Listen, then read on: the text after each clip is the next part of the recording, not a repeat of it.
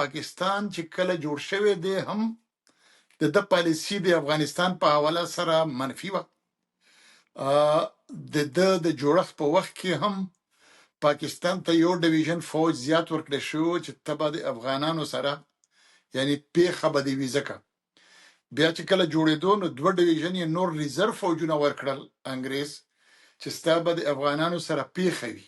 خو چې کله د پاکستان نه بنگال جدا شو نو د هغې نه پس بیا د پاکستان د افغانستان په حواله سره پالیسی انتهایی تباکون شوه.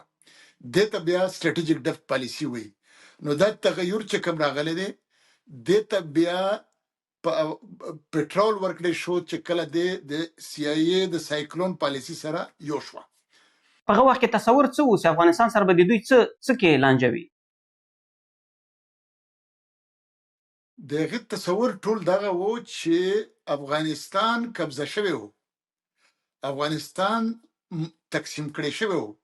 د افغانستان یو برخه اول سیکانو بیا انګریزانو د ځان سره ساتلې وه.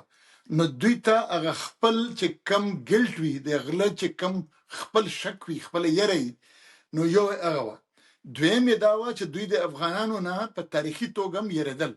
په دوی پوهېدل چې که چېرته افغانان یو شول نو بیا به مسله ټیک نه وي.